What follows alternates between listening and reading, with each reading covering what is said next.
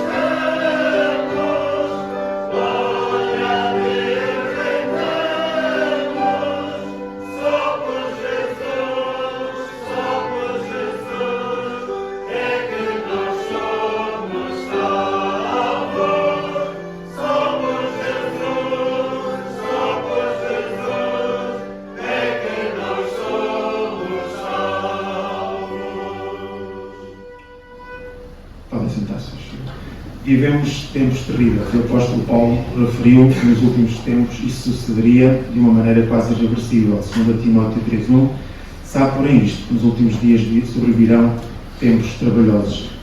Mesmo no meio cristão passamos por tempos terríveis.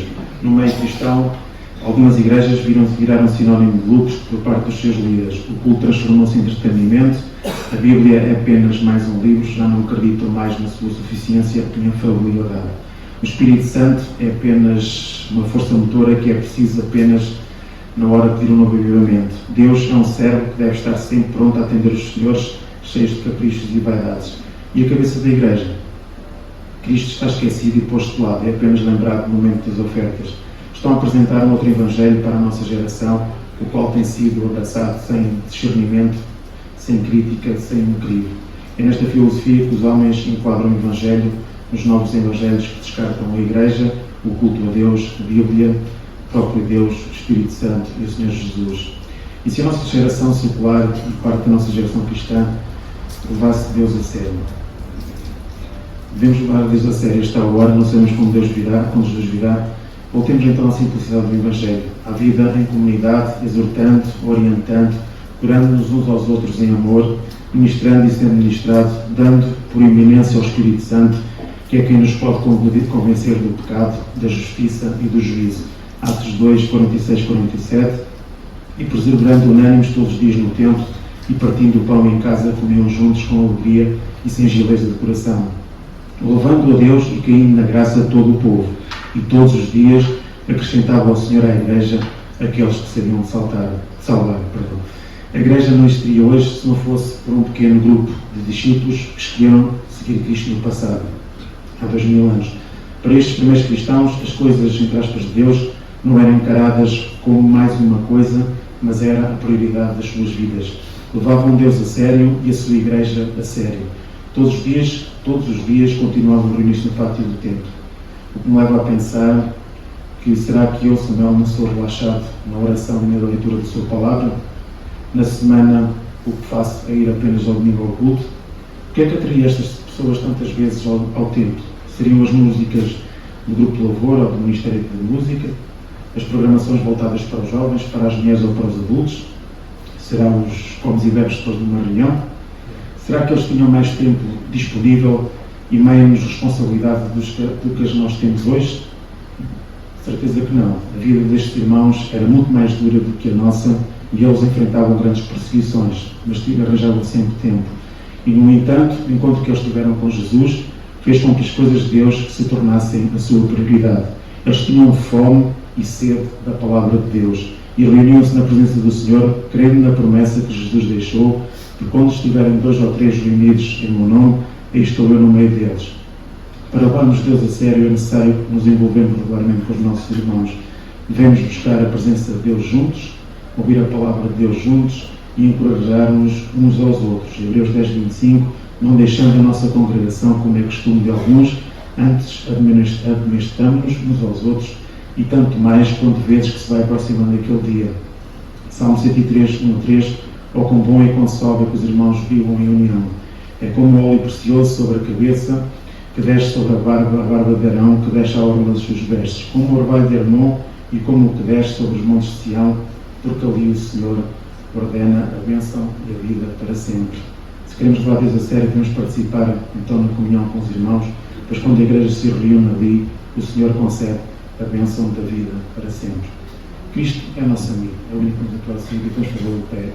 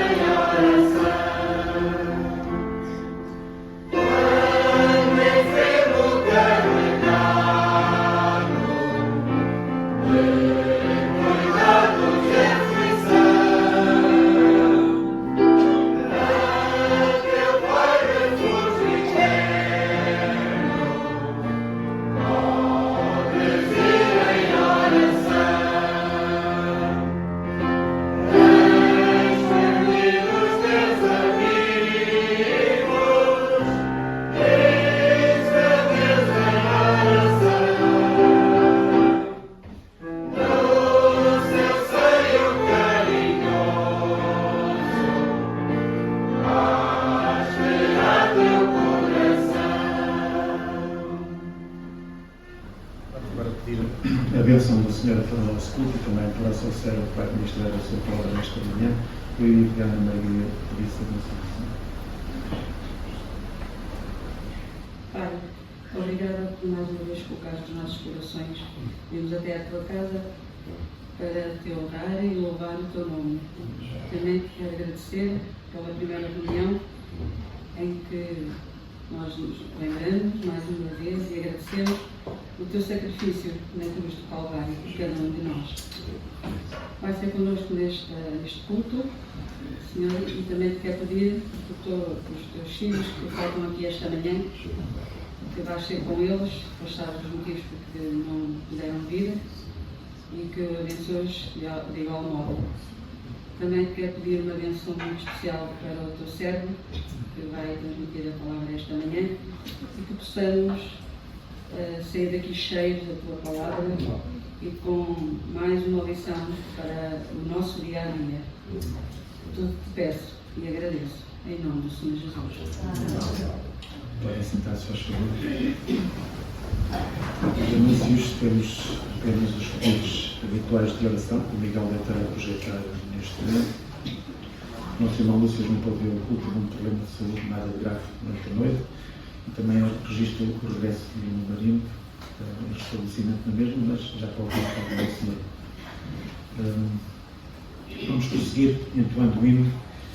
Quero se tu és fiel, Senhor. Hino 469. Depois fazer o texto. Estou a agir.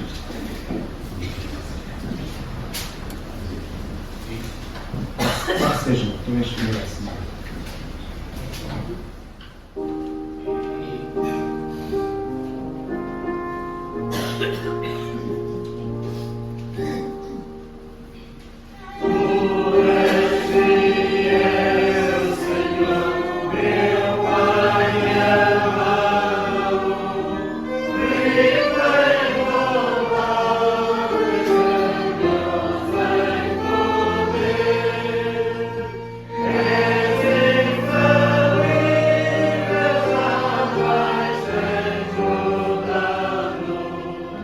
Oh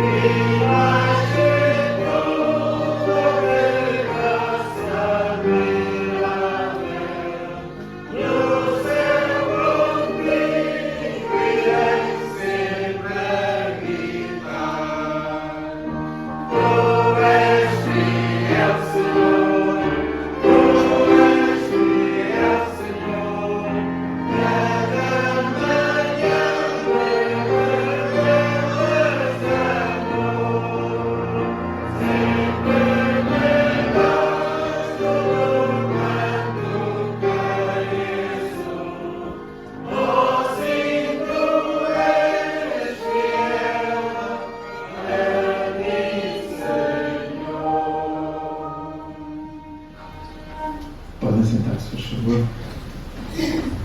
Muitos creem que Deus está em silêncio, que é um Deus passivo, que é um Deus desinteressado com o que se possa suceder no mundo e é uma humanidade que abandonou como um projeto falido, o que justifica a sua suposta falta de ação. Muitos dizem que ele não age, não atua perante as atrocidades cometidas na Ucrânia, na Síria, no Iêmen ou noutra região do globo em guerra. Não atua perante o mal, não atua perante as injustiças e as calamidades que permitam que sucedam sistematicamente. A incredibilidade deste modo impera. Não há lugar para a fé nos tempos que correm. O verso dentro e voraz dos homens agarra-se ao concreto, ao fácil, ao imediato, ao que se vê. Não há nenhuma realidade para além daquela que os sentidos e as invenções humanas conseguem captar. Mas Deus atua. Deus atua num plano que a nossa limitação não compreende, um plano superior que nos transcende por inteiro. Deus é um Deus ativo, nunca passivo. Ele fala, Ele faz, Ele atua e transforma cada minuto, cada segundo da nossa vida. Tudo quanto nos rodeia é a evidência das suas mãos, é a evidência do seu agir. O Senhor Jesus jamais cessa a sua ação e poder e tudo sustenta por sua vida toda a matéria e toda a matéria que habita através dele. Salmo 11, 3, 4, Salmo 11, versículo 3 e 4. Se forem instruídos os fundamentos, poderá fazer o justo. O Senhor está no seu santo templo. O trono do Senhor está nos céus. Os seus olhos estão atentos e as suas pálpebras provam os filhos do homem. A pergunta de Davi não é também a nossa? Quando os fundamentos estão a ser destruídos, o que poderá fazer o justo? Quando a doença ataca, quando o casamento acaba, quando os filhos sofrem, quando a morte nos assalta, o que devemos fazer? Davi não responde à sua pergunta com uma resposta, mas com uma declaração. E a declaração é: o Senhor está no seu santo templo, o trono do Senhor está nos céus. Deus não muda por causa das nossas tempestades, não recua perante os nossos problemas e não se espanta com eles. Ele está no seu santo templo, Ele está no seu trono nos céus. Os prédios podem ruir, as nossas carreiras podem desmoronar, mas Deus não. Destroços e escombros nunca o desanimaram. Deus transforma as tragédias em triunfo. Não foi isso que Ele fez com José? José estava na prisão do Egito e os seus irmãos venderam-no. A esposa de Potifar entregou. Se o teu mundo está a desabar, o mesmo sucedeu a José. Moisés cuidava de rebanhos no deserto e era isso que ele pretendia para a sua vida? O seu coração batia com o seu sangue judeu, a sua paixão era de libertar e livrar os escravos, porque Deus o deixou conduzir ovelhas. E Daniel, o que dizer, ele estava entre os mais brilhantes jovens de Israel, o equivalente a um estudante de uma prestigiada universidade. A sua geração foi levada de Jerusalém, a cidade estava destruída e o templo em ruínas.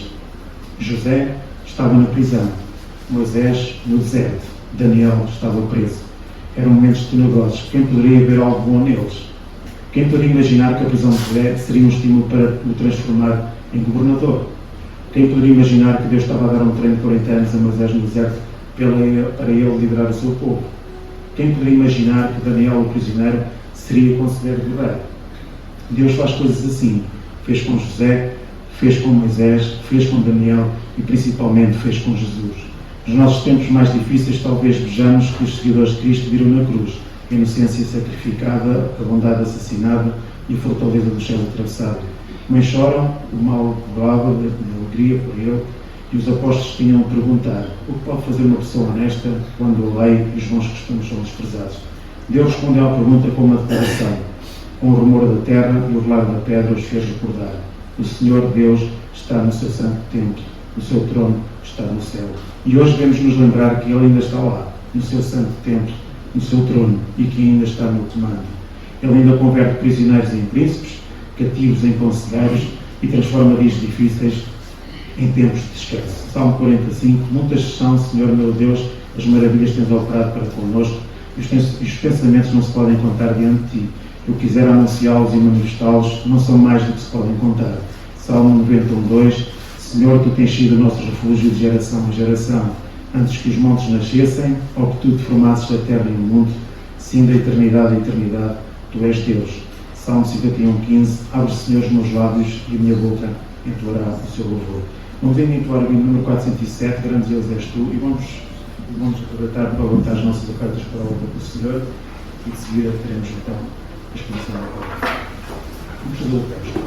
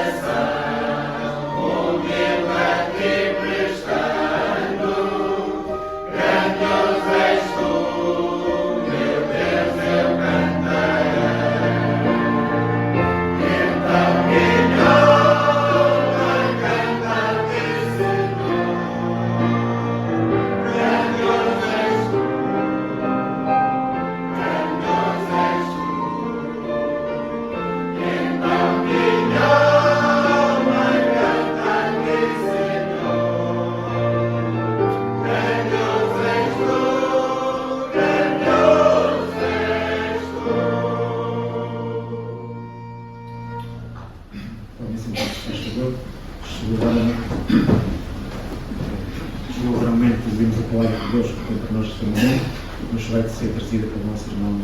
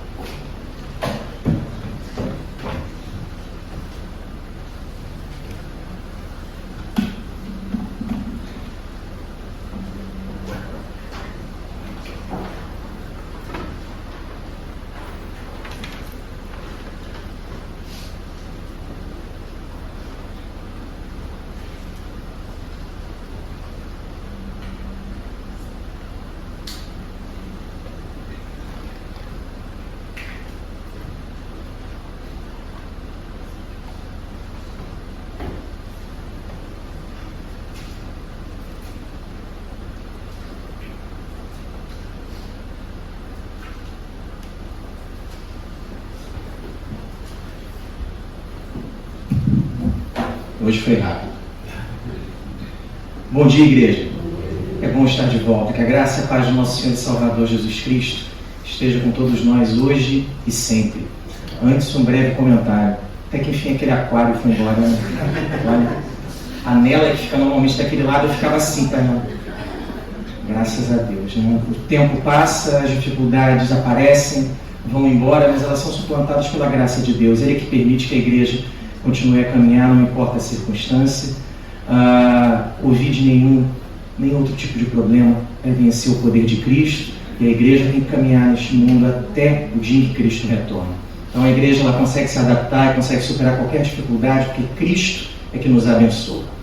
Agora vamos para a mensagem.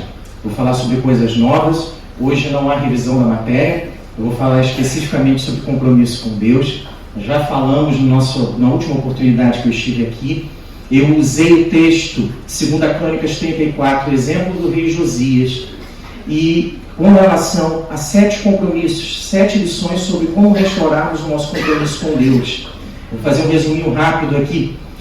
A conclusão foi: leve a sério o seu compromisso com Deus, abandone a idolatria e tudo que lhe afasta de Deus, preocupe-se com as coisas de Deus, não despreze a palavra de Deus.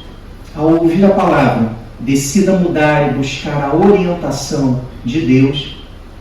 Se afastar de Deus traz consequências, e um coração quebrantado é a chave para restaurar o relacionamento com Deus. Só para te situar no contexto, lembra do Josias? Foi aquele momento em que o livro da lei foi esquecido, abandonado, foi achado largado dentro da casa de Deus. E quando Josias vê aquilo, ele fala: isso é um absurdo. Como é que o livro de Deuteronômio foi abandonado, esquecido por anos, até que ele é encontrado? E Israel muda por causa disso o reino de Judá. Hoje eu vou continuar a falar sobre compromisso com Deus. Eu vou usar uma outra personagem bíblica, vou usar um outro texto, um texto extremamente conhecido. Extremamente conhecido. Mas antes eu quero falar dos 3 últimos meses do ministério de Jesus, para situar você historicamente aqui, onde é o momento, onde é que Jesus está, o que ele está a fazer. Depois nós vamos entender algumas outras coisas sobre Zaqueu. Últimos 3 meses do ministério de Jesus. Jesus vai para Betânia e Efraim, 3,38 quilômetros de Jerusalém. Eu gosto de falar isso porque quando você vê que Jesus andou por aqui, é muito melhor para a nossa fé. Jesus providencia lá em janeiro a ressurreição de Lázaro. Está lá no capítulo 11 de João. Quando ele faz isso, ele assina a própria sentença de morte dele. Ele fala assim: agora não precisamos matar esse homem, até ressuscitar a gente ele já faz. Então ele precisa ser morto. Fevereiro, ele vai lá para cima, região de Samaria e Galileia, ele sobe 170 quilômetros. E aí ele cura 10 leprosos e encontra com um jovem rico. Relatos do Evangelho de Lucas, capítulos 17 e 18.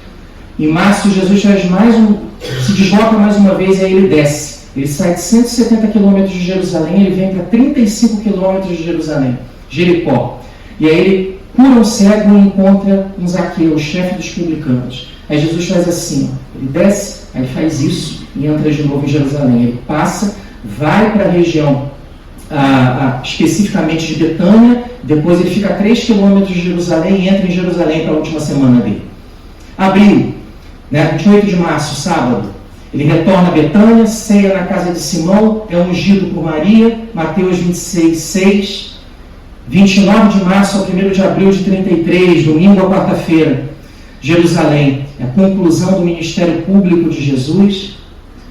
2 de abril de 33, quinta-feira, é a última ceia e a prisão de Cristo. 3 de abril de 33, sexta-feira, a crucificação e a morte. E no dia 5 de abril, 33, domingo, seria a data provável histórica para a ressurreição de Jesus. Jesus, então, está no final do seu ministério. 40 dias, provavelmente, antes da morte dele, ele vai até Jericó. O que ele vai fazer em Jericó? Por que ele vai lá? Jericó era uma cidade importante, muito importante. Era provavelmente a 3ª cidade mais importante do reino da Judéia. Tá? E ele vai lá. Mas ele vai atrás de um pecador. Ele vai atrás de Zaqueu, chefe dos publicanos. Antes, no capítulo anterior, ele cura um cego, um pobre. Na sequência, ele vai atrás de um rico. Tem muitos comentadores bíblicos que falam que ele vai a Jericó especificamente atrás de Zaqueu. Como ele foi em Gadara para salvar um homem que vivia nos sepulcros. Zaqueu era um funcionário público muito rico e muito desonesto. Extremamente desonesto. Por que Jesus foi atrás de um homem desonesto? Deixa eu te contar um pouquinho de história sobre o sistema de arrecadação de tributos na Judéia. Funcionava mais ou menos assim. Tá? Roma tinha o direito de tributar. E Roma ia e concedia essa autorização para arrecadar para certos delegados, para cobradores de impostos. Eles arrendavam essa capacidade, essa possibilidade de arrendar, de arrecadar tributos e pagavam por isso. Era um sistema de portagem distrital. Portagem, para quem vive em Coimbra, não é muito difícil. Largo da Portagem está ali para nos confirmar. O que acontece? O sistema de portagem distrital é quando a mercadoria circula e passa pela portagem, eu tenho que pagar. Então, Roma delegava isso para cobradores de impostos. Esses cobradores eles poderiam cobrar isso diretamente ou delegar isso para terceiros, arrendar esse direito. Quem eram esses arrendatários? Eram os chefes dos publicanos. Eles pagavam uma quantia para arrecadar tributos.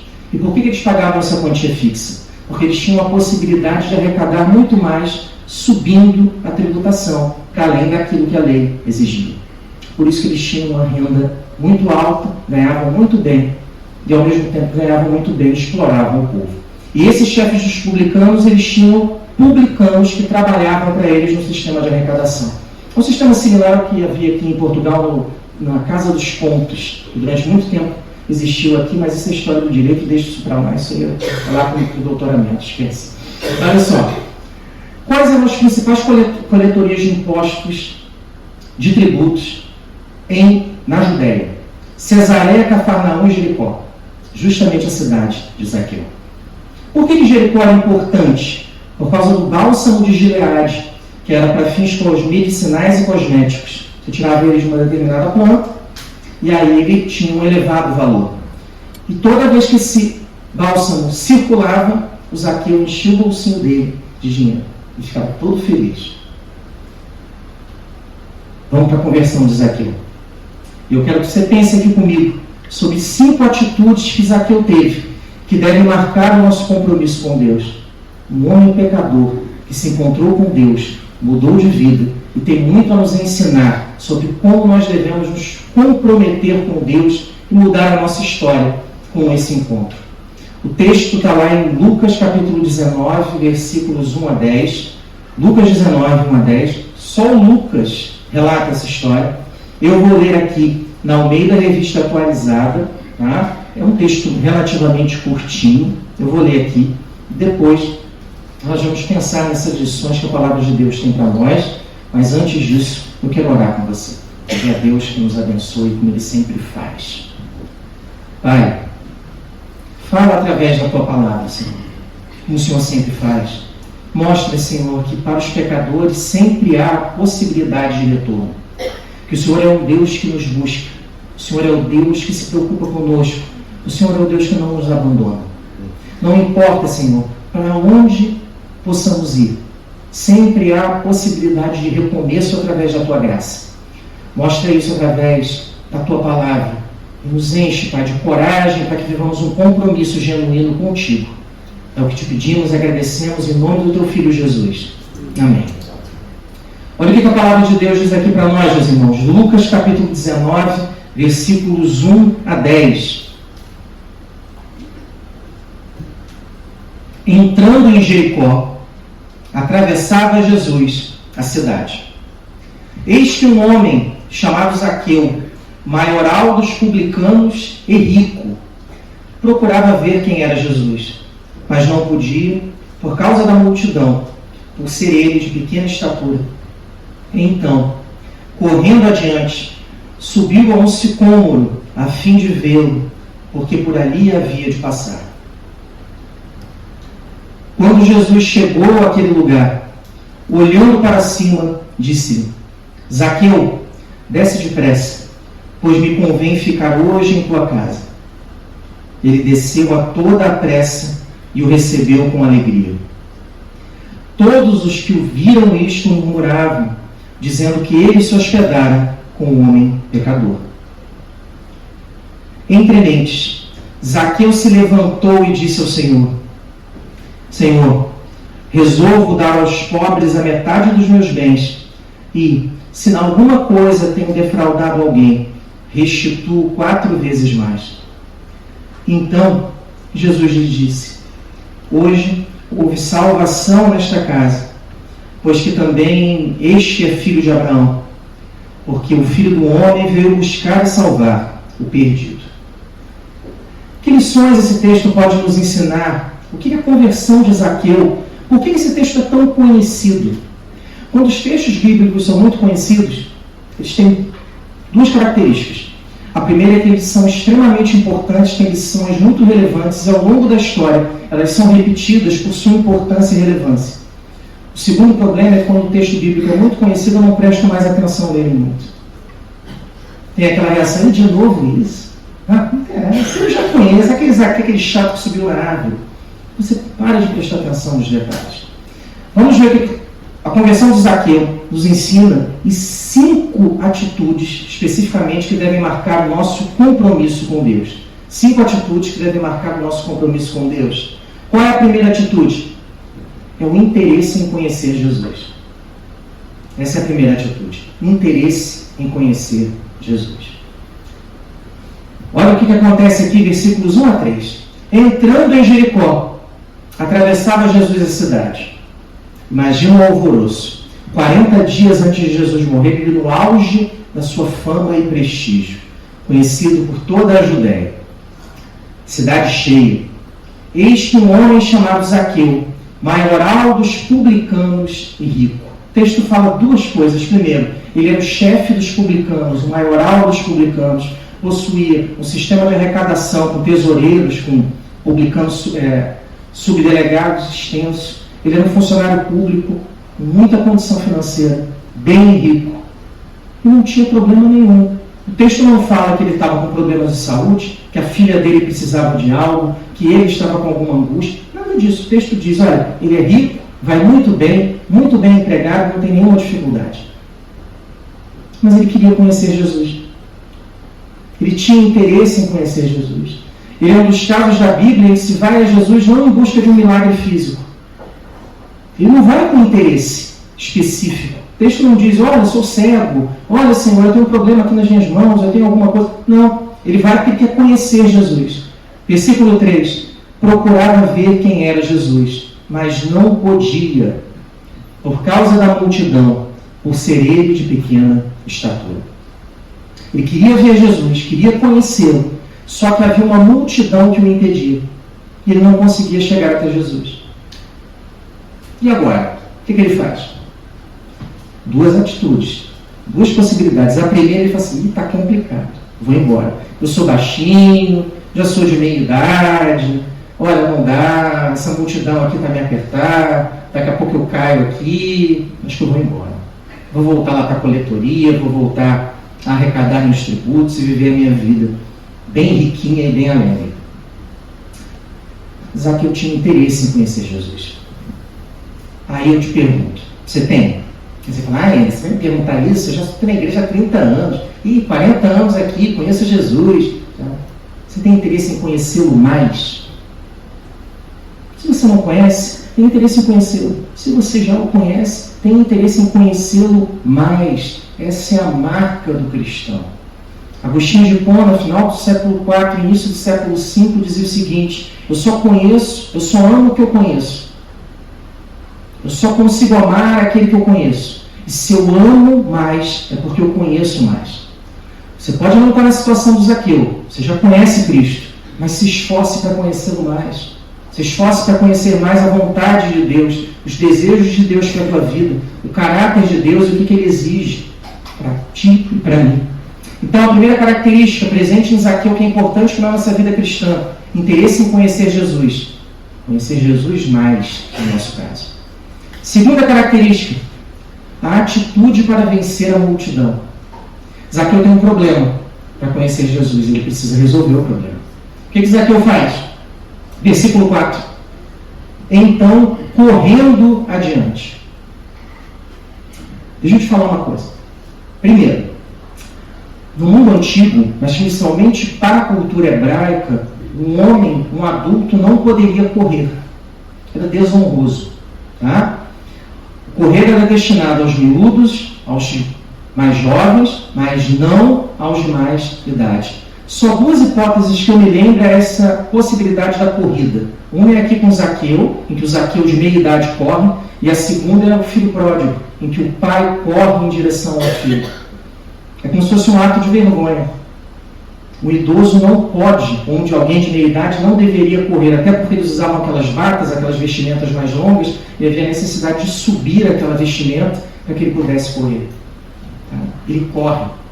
Ele faz aquilo que parece estranho, com o desejo de conhecer Jesus. Porque ele quer vencer a multidão. Ele quer conhecer Cristo, ele quer ter um encontro com Cristo. E aí ele faz a segunda coisa além de correr. Ele corre, vai além da multidão. Quando ele chega num local em Jericó, em que não há multidão ainda, ele fala assim, só tem um jeito de eu conseguir vê-lo, porque eu sou baixinho. Depois eles vão aqui ficar todos perto de mim, eu não vou conseguir mais vê-lo. Eu vou subir em uma árvore. Eu subo aqui no sicômoro, espero ele passar. Quando ele passar, eu faço assim, oi Jesus, estou aqui. Não, ele subiu. Outra coisa que alguém de meia idade jamais poderia fazer. Jamais. E ele faz. A fim de vê-lo, porque por ali havia de passar. Deixa eu te falar uma coisa. Sempre que você for procurar Cristo, uma multidão de problemas vão aparecer. Vai aparecer um monte de problemas, um monte de dificuldades. Tua família não vai querer. Teu trabalho não vai querer. Tua mente não vai querer. A televisão não quer que você faça. O sono vai vir e vai te derrubar. Uma série de compromissos vão acabar por tentar levar você para fora do caminho. Mas faça como Zaqueu. Tenha interesse, atitude de vencer a multidão. Satanás hoje, ele criou uma coisa muito interessante, uma estratégia muito interessante. Ele não se apresenta mais de maneira ostensiva. Já conversamos sobre isso há pouco tempo, né? Ele não se apresenta mais de maneira ostensiva. Ele se apresenta de maneira oculta. Como é que ele faz isso? Se ele fingir que não existe, e a maioria das pessoas passarem a acreditar que ele não existe, ele tem muito mais facilidade em realizar o trabalho dele. E como é que ele faz isso? Ele não se apresenta mais com manifestações, com possessões, nada disso. Ele se apresenta tomando o teu tempo. Você pega e usa o teu tempo de maneira complicada, de maneira errada, faz más escolhas, tem uma vida super corrida, super rápida, super acelerada. Você tem tempo para tudo, menos para Deus. Faça como Zaqueu. Zaqueu era um homem rico, era um homem ocupado. Mas ele falou assim, agora chegou o momento da prioridade na minha vida e se eu tiver que escolher entre vencer a multidão ou deixar de conhecer Cristo, eu prefiro vencer a multidão. A multidão de vozes que se levantam na sua alma, no seu coração. Ouça a voz de Deus e não essas vozes que se levantam e que teimam em se levantar, infelizmente, na nossa vida. Tenha atitude para vencer a multidão de problemas que vão acontecer quando você procurar Cristo. Terceira lição é atender ao chamado de Jesus. Essa é a terceira lição do relacionamento de Zaqueu com Deus e que nós devemos levar também. Atender ao chamado de Jesus. Está lá Zaqueu em cima da árvore. A pessoa assim, Jesus está vindo, olha ele lá. Mas ele não esperava o que ia acontecer. Quando Jesus chegou àquele lugar, olhando para cima, disse-lhe, Zaqueu, desce depressa, pois me convém ficar hoje em tua casa. Jesus, Zaqueu, desce daí baixinho. Desce. Desce que hoje o lanche vai ser lá na tua casa e tem que ser leitão, tem que ser coisa boa. Aí ele, o que ele faz? Com o convite de Jesus vem, sabe o que acontece? Você fala assim, estou muito ocupado. Hoje tem jogo da seleção, hoje eu já tenho compromisso, amanhã eu acordo cedo. Olha, o telemóvel aqui está tão bonzinho, Facebook. Olha, não vou não. Olha a reação de Zaqueu, quando o convite de Deus chega para ele. Olha o que ele fala no versículo 6 aqui, o evangelista diz para nós. Ele desceu a toda a pressa e o recebeu com alegria. No original, o modo pelo qual o texto é construído aqui diz o seguinte, Zaqueu desceu o mais rápido que ele podia. O homem quase caiu da árvore. Tamanho desespero do homem. Jesus me chamou, desceu, quase caiu. Quando Jesus chama, você atende? Você vai depressa? Ou vai assim, ó? Bem devagarzinho. Quando Jesus chamar, vá. Vai logo. Vai logo. Vai logo. Samuel leu o texto de buscar o Senhor enquanto se pode achar, invocar enquanto Ele está perto. Tem uma hora que não vai dar mais. Em determinado período não vai ser mais possível. Nós temos que aproveitar as oportunidades e oportunidades para as pessoas que podem ser as últimas oportunidades ou a última verdadeira. Faça como Zaqueu. Quando Jesus chamar, vai. Faça. Sabe por quê? Porque Deus não precisa de nós para nada. Se Ele nos chamar e nós não quisermos fazer, outros farão.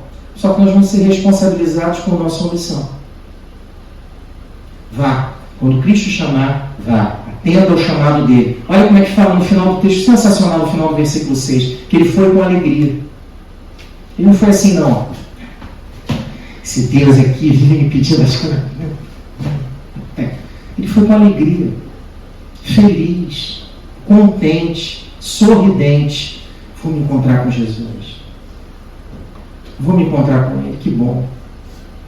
Que privilégio. Faça com alegria as coisas de Deus. Quarta lição. Intimidade com Jesus ao invés de religiosidade. Esse aqui é tão bom que eu vou até repetir. Intimidade com Jesus ao invés de religiosidade. Olha aqui. Ele recebe Jesus em casa. Ele é pecador. Pecador mesmo. Não é pecadorzinho pouco, não. Pecador, tá? Olha o que o versículo 7 diz. Todos os que viram isto murmuravam.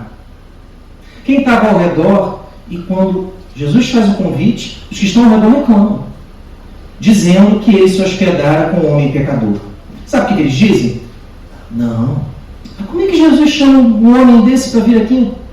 Para ir até a casa dele? Isso é um absurdo.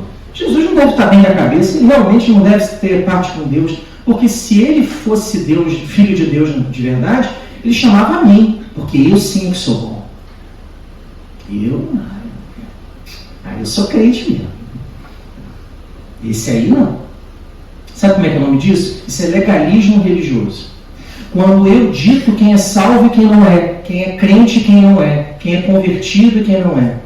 Eu sou Deus. Quando nós chegarmos lá no céu, sabe o que vai ter? Surpresas. Você aqui? Não, você não. Eu mesmo. Está aqui. Ser lavado e remido pelo sangue do Cordeiro. Você eu. E aquela irmãzinha, aquele irmãozinho. Não, esses não estão aqui não. Quem salva é Deus. Jesus chega a Jericó por causa de um homem. Aliás, por dois. Um, ele intercepta na entrada da cidade. E o outro, ele pega lá em cima na árvore para dar bom fruto. Tem intimidade com Jesus. Não faça coisa de religiosidade, não. Religiosidade, aí você diz, aquele é crente, aquele não é. Não. Aquele não vai a ser, está cheio de demônio. Calma. Calma. Quem salva as pessoas é Jesus. Mas nós temos obrigações que nós temos que cumprir do reino de Deus. E a quinta e última lição que Zaqueu nos ensina através do Evangelho, da conversão dele, a transformação de caráter. Isso aqui é o negócio mais complicado do cristianismo, hoje em dia. Sabe por quê? Porque a pessoa se converte, vem à igreja, só que lá fora ela é pior do que quem não é crente. Lá fora ele é igual ou pior. Não muda o caráter, não muda a vida, não muda o comportamento, não muda a mente, não muda o coração. Você tem que lutar contra isso. Você acha que eu sou bonzinho? Eu sou igual a você. Só que o Espírito de Deus amarra o mal dentro de mim, tranca. E quando ele quer sair, Jesus vira e fala assim, não sai, não tira não deixa sair. Ora que eu te ajudo, segura isso aí de ruim que tem dentro de você. Se você soltar 12 horas o que tem de ruim dentro da sua mente, você já imaginou o que você faz? Só que a gente se esconde atrás da religiosidade. Assim, mas eu sou bom, não é? Ah, eu sou crente. É crente, mas não é bom. Precisa de Jesus o tempo todo. Quando você acorda, você fala assim: Senhor, livra-me de mim. Livra-me de mim. Do que é ruim dentro de mim. Eu me faço mal. Eu faço mal a mim mesmo. Segura, tranca isso aí dentro e não deixa isso aí sair. Essa é uma oração sincera e eficaz. Olha Zaqueu, a transformação de caráter. Jesus chega lá na casa de Zaqueu. Zaqueu manda matar os leitões, aquela alegria. A festa está lá, uma maravilha. Aí Zaqueu, no meio da festa, se levanta. Ele não aguenta. Aí ele diz o seguinte: entremente, Zaqueu se levantou e disse ao Senhor: Senhor, resolvo dar aos pobres a metade dos meus bens. E, se em alguma coisa tenho defraudado alguém, restituo 4 vezes mais. Zaqueu toma a seguinte decisão: metade dos meus bens para os pobres. E se eu defraudei alguém, quando ele fala se eu defraudei alguém, você já sabe que ele defraudou, né? Já sabe. Aí ele fala assim: 4 vezes mais eu devolvo. Aí Jesus diz para ele o seguinte: então Jesus lhe disse: hoje houve salvação nesta casa, pois que também este é filho de Abraão, porque o Filho do Homem veio buscar e salvar o perdido.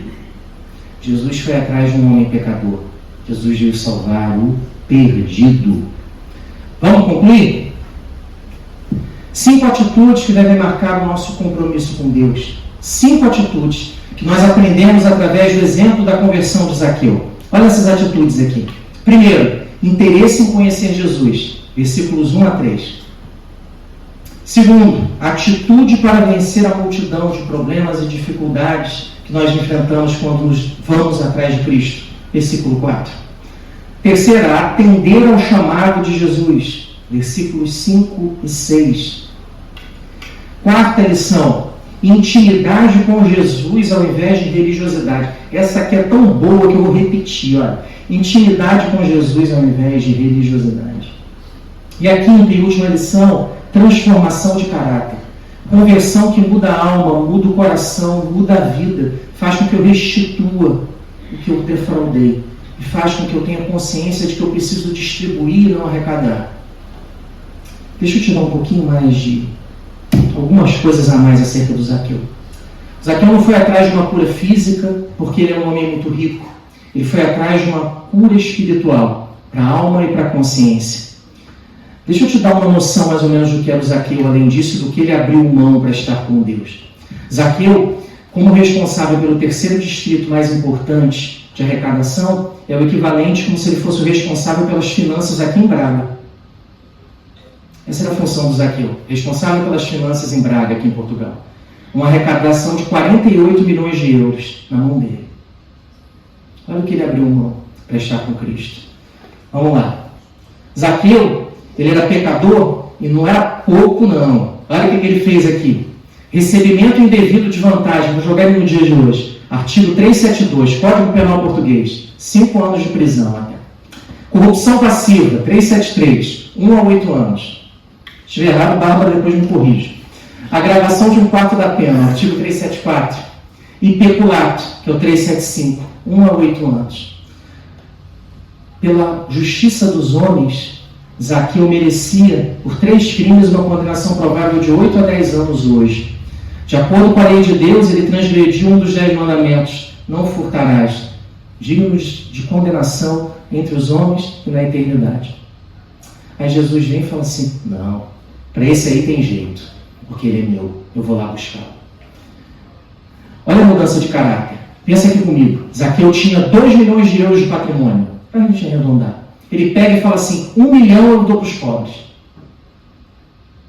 Olha a mudança do caráter, da alma e do coração. Tenho 2 milhões, 1 para os pobres. E o resto eu vou usar para pagar o prejuízo que eu causei a quem eu defraudei. É essa conversão de caráter que muda a alma, que muda o coração, que é a nossa dificuldade hoje no século XXI. É a conversão que passa ali. Convertido, é convertido mesmo. Para terminar, eu vou deixar essa fotinha aqui. Essa aqui é a provável árvore em que o Zaqueu subiu. A gente não sabe se é ou não é. Tá? Mas, historicamente, a historiografia bíblica coloca como um dos locais prováveis. É alto, né? Se não foi essa, foi uma parecida com essa aqui. Era um lugar alto, para um homem de meia idade, com perninhas curtas, baixinho, subir. Ele se esforçou porque ele queria conhecer Jesus. Se esforce também. Ele abriu mão de vantagens que ele teve a vida inteira, porque ele entendeu que Jesus era muito maior do que qualquer coisa que ele poderia conseguir nesse mundo. Aprenda com o exemplo de Zaqueu também, os 5 exemplos que ele nos dá de como podemos nos relacionar melhor com Deus. E que o exemplo do baixinho que subiu na árvore e ofereceu um grande banquete para Jesus e alegrou Jesus muito, porque mudou de vida, de coração, sirva para que você faça isso também. Mude aquilo que precisa ser mudado, para que o Senhor seja grande na tua vida, porque é isso que todos nós precisamos. Em nome de Jesus. Amém.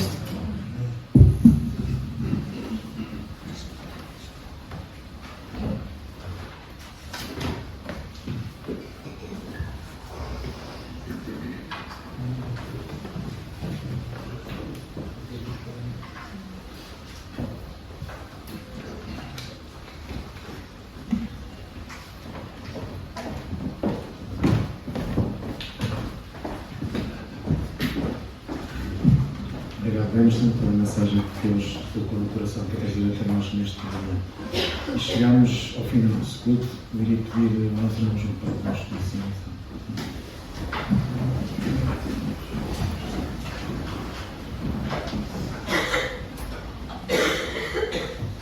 Estamos ligados, nós em Cristo podemos ter feito agradecemos o Senhor pelo privilégio que temos, louvar o teu nome, verdade, e ouvir a tua voz.